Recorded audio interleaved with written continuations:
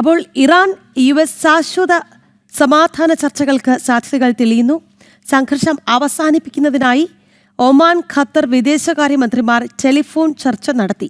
US Iran ചർച്ച പുനരാരംഭിക്കുന്നതിനും സമാധാന ധാരണ നടപ്പാക്കുന്നതിനും നടപടികൾ വേണമെന്ന് ഖത്തർ ആവശ്യപ്പെട്ടു.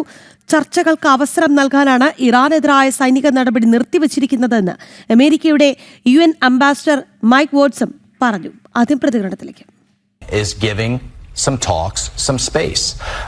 Talks are ongoing. They're happening at every level, from the more technical aspect of it all the way to the highest levels, of course, within both the Iranian government and the US government. What we are constantly seeing, though, is on the Iranian regime side, they are divided. There is internal fighting.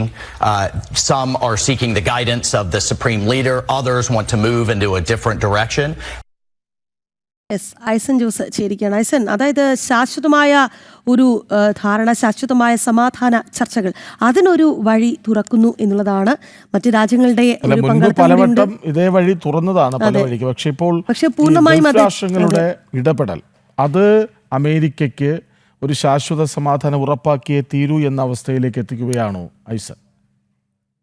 തീർച്ചയായും രാഖി കൃഷ്ണരാജ്, നമുക്കിപ്പോൾ മനസ്സിലാക്കാൻ സാധിക്കുന്നത്, ഇപ്പോൾ mic വാട്സിൻ്റെ വാക്കുകളിൽ നിന്ന് തന്നെ കൃത്യമായി മനസ്സിലാക്കാൻ സാധിക്കുന്നത്, 13 ദിവസം തുടർച്ചയായി ഇറാനിൽ ആക്രമണം നടത്തുകയായിരുന്നു US. പിന്നീട് 2-3 ദിവസം തുടർച്ചയായി ആക്രമണം ഇല്ലാത്തൊരു സാഹചര്യത്തിലേക്ക് കാര്യങ്ങൾ പോകുന്നു. 3 ദിവസമായി വലിയ രീതിയിലുള്ള ആക്രമണങ്ങൾ ഇറാനിൽ അമേരിക്ക നടത്തുന്നില്ല എന്നതൊരു യാഥാർത്ഥ്യം തന്നെയാണ്. ഈ ഒരു സാഹചര്യം നിലനിൽക്കുമ്പോഴാണ് സമാധാന ചർച്ചകൾക്കുള്ള വഴി തുറക്കുകയാണ് എന്ന കൃത്യമായൊരു സൂചന പുറത്തു വരികയും ചെയ്തത്. അത് സ്ഥിരീകരിക്കുക കൂടിയാണ് ഇപ്പോൾ UN-ലെ അമേരിക്കയുടെ അംബാസഡർ ചെയ്തിരിക്കുന്നത്. അദ്ദേഹം പറയുന്നത്, ഈ പരസ്പരം ചർച്ചകൾ തുറക്കുന്നതിന് വേണ്ടിയുള്ള ഒരു അവസരം എന്ന നിലയിലാണ് താൽക്കാലികമായി വെടിനിർത്തലിന് സമാനമായ രീതിയിൽ അല്ലെ ആക്രമണങ്ങളൊക്കെ നിർത്തിവെച്ചിരിക്കുന്ന, ഔദ്യോഗികമായി അല്ലെങ്കിലും ആക്രമണങ്ങൾ നിർത്തിവെക്കാനുള്ളൊരു തീരുമാനം പ്രസിഡന്റിൻ്റെ ഭാഗത്തു നിന്നുണ്ടായിരിക്കുന്നത് ഈ ഒരു സാധ്യത കൃത്യമായി മനസ്സിലാക്കിക്കൊണ്ട് തന്നെയാണ് എന്ന് വളരെ കൃത്യമായി അദ്ദേഹം വിശദീകരിക്കുകയും ചെയ്യുന്നുണ്ട്. പക്ഷേ ഏറ്റവും വലിയ പ്രശ്നം നേരത്തെ സൂചിപ്പിച്ചതുപോലെ ഇറാനിലെ ഭരണകൂടം, അതായത് പ്രസിഡന്റിൻ്റെ നേതൃത്വത്തിലുള്ള തെരഞ്ഞെടുക്കപ്പെട്ട ഒരു ഭരണകൂടവും അതുപോലെ തന്നെ മുസ്തഫ ഖമേനിയുടെ നേതൃത്വത്തിലുള്ള ആ ആത്മീയ നേതൃത്വവും തമ്മിലുള്ള തർക്കങ്ങൾ അവിടെ വലിയ രീതിയിൽ നിലനിൽക്കുന്നുണ്ട്.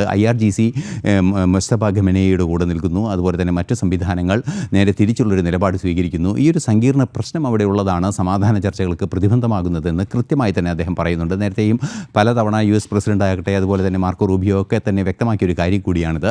ഈ ഒരു സാഹചര്യം നിലനിൽക്കുമ്പോഴാണ് 3 ദിവസമായി ആക്രമണമില്ലാത്തൊരു നീക്കങ്ങൾ നടത്തിയിരിക്കുന്നതെന്ന് വളരെ കൃത്യമായി തന്നെ പറയുമ്പോൾ ഒരു സമാധാന ചർച്ചയിലേക്കുള്ള സാധ്യത തന്നെയാണ് വിരൽ ചൂണ്ടുന്നത്. ഖത്തർ ഇതിനുള്ള നടപടികൾ ആരംഭിച്ചുവെന്ന് ഔദ്യോഗികമായി തന്നെ അറിയിക്കുകയും ചെയ്യുന്നുണ്ട്.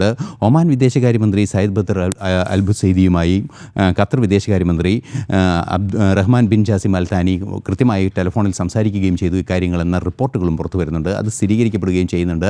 ഖത്തർ ഇക്കാര്യം ഔദ്യോഗികമായി തന്നെ സ്ഥിരീകരിക്കുകയും ചെയ്യുന്നുണ്ട്. ഈ ഒരു സാഹചര്യത്തിൽ തുടർ ചർച്ചകൾ മുന്നോട്ട് പോകുന്ന ഒരു പശ്ചാത്തലം നിലനിൽക്കുന്നു എന്നാണ് മനസ്സിലാക്കാൻ സാധിക്കുന്നത്.